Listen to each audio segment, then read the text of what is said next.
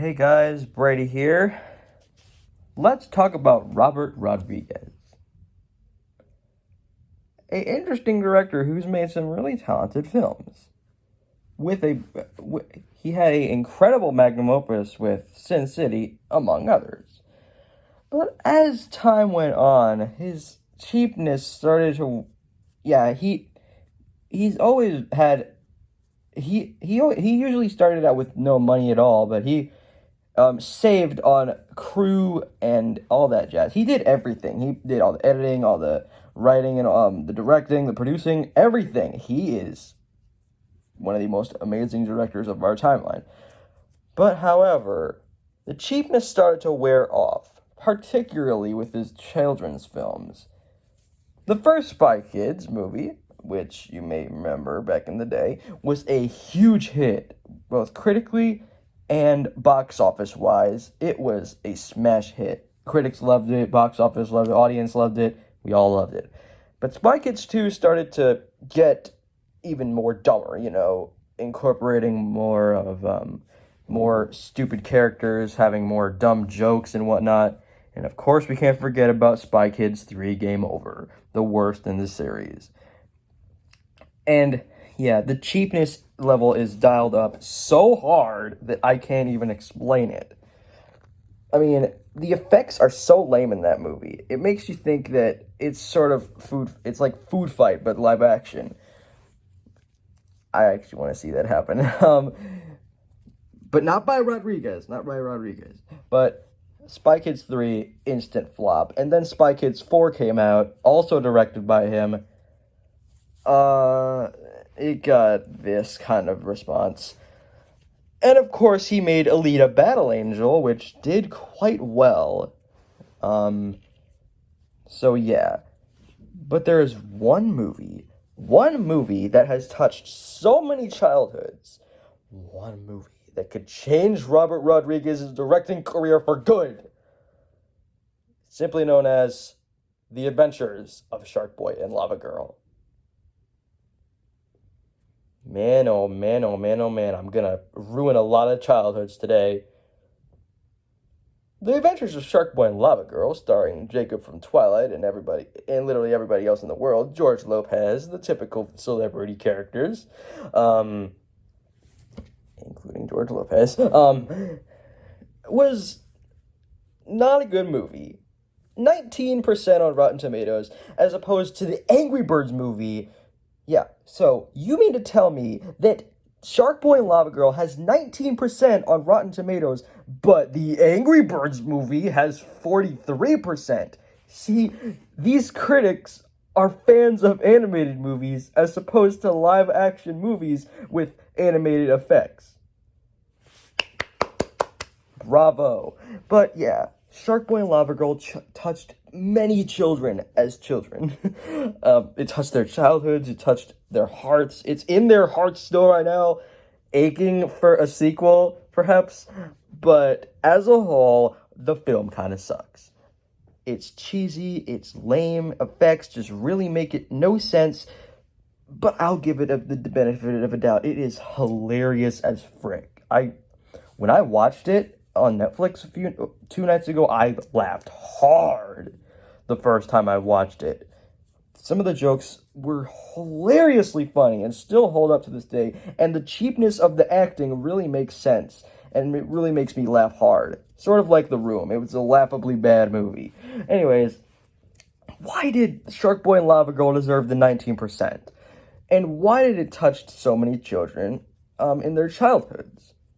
Specifically my friends, and myself included. The film is about, and funny thing is, this movie is actually about the dreams of one of Robert Rodriguez's kids, Racer Max. I'm not making this up. This is a true story. This is a true story. Sort of like The Disaster Artist. You know how it was the making of The Room. I watched that movie and it was kind of alright. Let me know if I should review it. Or something. I don't know.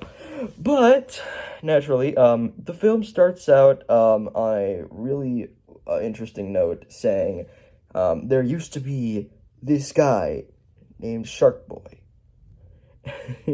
And he used to feed the sharks sushi. And you hear the voice actor for Max in the background going, he used to feed the sharks.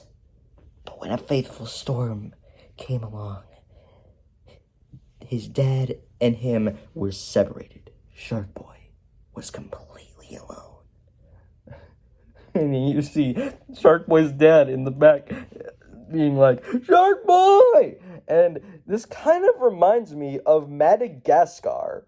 You know how, like, Alex and Marty get separated? You know, like, Marty, come back, Marty! And all that jazz.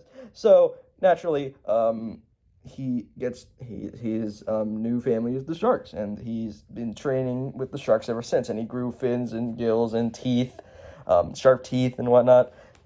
That shows that he's fully evolving into a shark, a human shark, that is. But until Max finds him in the ocean while he's fishing, just casually, like that.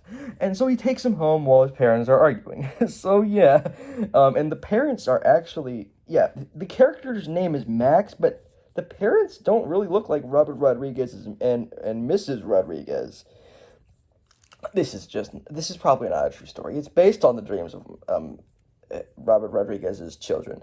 But then Lavagirl shows up, and he's like someone with pink hair, flaming pink hair, and skin of molten lava rock. And he's like, I call her Lava Girl. And so he's telling this to his class and his teacher, played by George Lopez. And yeah. So, of course, nobody believes him except for one girl who actually is pivotal to the plot of this movie. You'll get to see her in the far distant future of this film. But as the movie goes on, there's this character named Linus who's like the big bad bully. It's like the normal sitcom bully who's trying to act mean to the main character. That kind of jazz. And we all know what happens after that. Linus gets the dream journal, and he's like, I'll bring you a revised version tomorrow. And so tomorrow comes, and he heads to school, and he's like, Linus, give me back my dream journal. And he's like, and then George Lopez, who is actually named Mr. Electricidad, who is basically, that's kind of like it's pivotal to the plot once again. All these characters are pivotal to the plot. You'll see them later on in the film. So, and then he's like, give Max's journal. And that's how he sounds like. And then he looks through his journal and realizes he's written all over it, and he's like, he ruined my dream journal! And then Linus is like, I did not! Mr. Electric, send him to the principal's office and have him expelled! I seriously think this man is trying to train to be a Spider-Man villain. And then George Lopez is like, I know everything! And you know nothing. At the end of class, both of you report to the principal's office immediately. With your parents.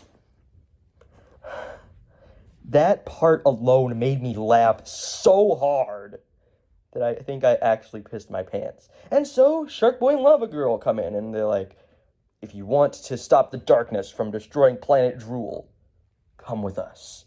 And so Max comes with them, and goes on, and he's like, and George Lopez is like, you better go with them.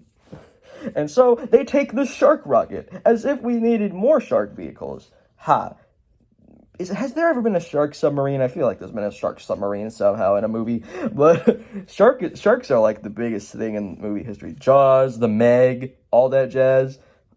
Those characters. Whatnot. So they go to Planet Drool, or Planet Crappy Effects. For some reason, the effects are so bad in this movie. But obviously, that's how Robert Rodriguez is going for.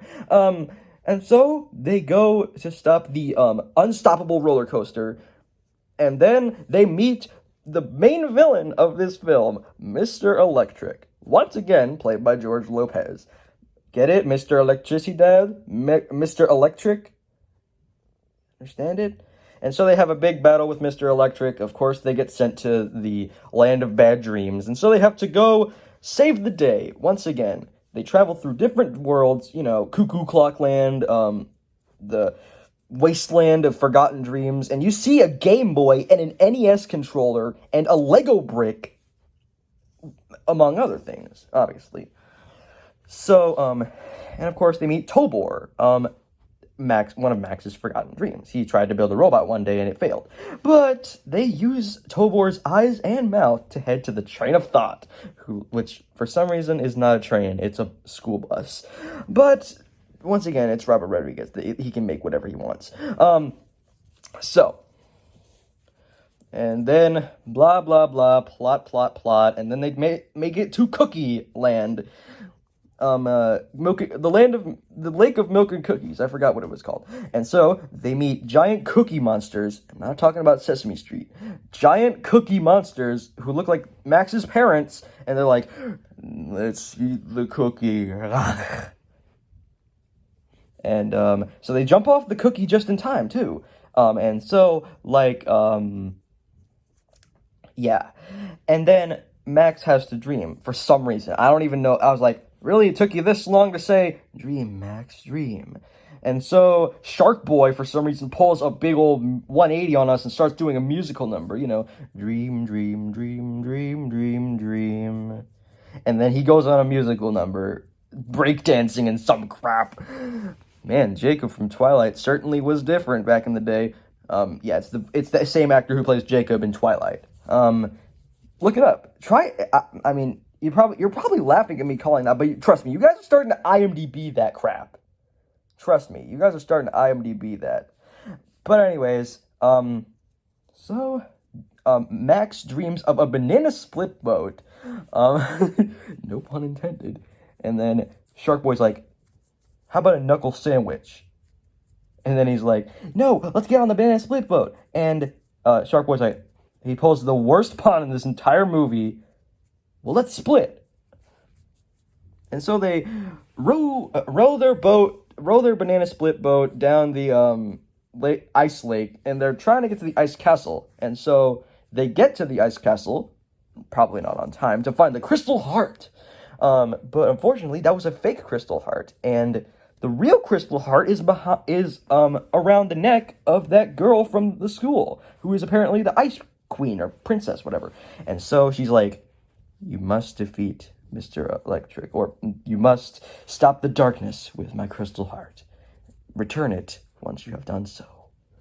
And so they are almost running out of time, and they're running as fast as they can on their lava bike, I believe. Once again, I haven't seen that movie in forever, but I did watch it 2 nights ago. It's kind of blah. But Sharkboy, and he's holding up the ice thing, and he's like, 3, 2, 1. And the ice heart, then the crystal heart powers down, and he's like, why didn't it work? And then Sharkboy's like, we're out of time. The darkness is about to destroy the world, or Planet Drool, that is. And then blah, blah, blah, plot again. And then we meet Linus, or Minus, as he's called on Planet Drool, who is another villain. And so Max and Minus, that needs to be a children's cartoon. Max and Minus, coming soon to Sprout. So, yeah. Whew, man. And they have a big dream battle, like, Max throws bubbles and Minus throws piranhas. Max blows butterflies and Minus blows friggin'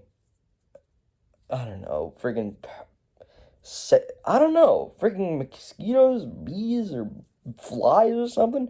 And then he's like, rain storm. And then so rains literally fall out of the sky. And then he's like, brain fart. And so, in true Airheads fashion, his head blows up like, whoa, and that. And so it keeps going on. Lavagirl and Sharkboy think that they're dead, and they play dead for some reason until Sharkboy apparently comes alive, and then they gotta go resurrect Lavagirl and put her back into her volcano home. I think that's her home. But anyways, yeah. So, and then it keeps going on and going on, and then he's like, close your eyes, blink your eyes 3 times, and you're like, head back to the real world. It's like, blink, blink, blink. And so, Max heads back to the real world. But there's still the tornado going on. Right? Yeah. And so, unfortunately, Mr. Electric comes to the real world. Yes, a dreamt character comes to the real world. Yeah, sure, we have not seen that in The Smurfs and Alvin and the Chipmunks. Anyways, the only one that could stop her is the daughter of Mr. Electricidad, or George Lopez. And so she's like, psh, and then Mr. Electric gets frozen, like, woo! And so everything goes on and on. Then Max and crew live happily ever after. So in the end, yeah. And Sharkboy and Lavagirl find their true dreams. Like Sharkboy's still searching for his father in the bottom of the ocean, and Lavagirl is now the queen of lava or volcano or something like that. And so everyone lives happily ever after. So in the end, what can you really say about this film? It's kind of bad, actually. I'm sorry, I really am. But the critics are just stupid. The plot makes no sense, the effects are lame as frick, and the acting is just funny, laughably bad. But anyways, as a whole, this film is kind of sucky, and I really can't recommend it in any way, shape, or form. So if you guys need more, wow, I'm actually hitting the 17-minute mark. Oh my lord. This is going to take a really long while to upload. Well, new record for videos. Hooray for me. So, yeah, this film, it just doesn't make any sense. I will give them credit for having really funny scenes, I know everything, and you know nothing. And, Linus obviously practicing to be a Spider-Man villain, and have him expelled, or something like that. Yeah, and so, I would obviously not recommend this movie, but if you grew up with it, I'm happy for you for doing so. Anyways, see you guys next time. Like, comment, subscribe, ring the bell. I hit the 17-minute mark. Anyways, see you guys next time for I think a game review, maybe. Anyways, sayonara, peeps. Take care.